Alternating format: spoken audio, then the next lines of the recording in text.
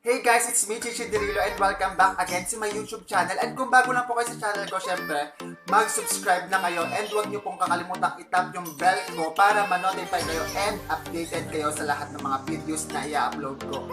And for today's video guys, ang gagawin natin is mag-DIY tayo ng damit using jobos.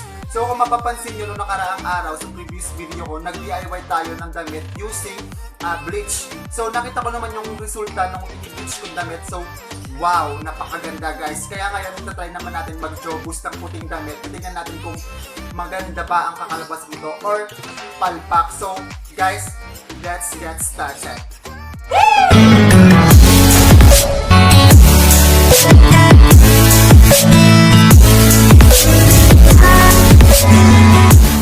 Anta!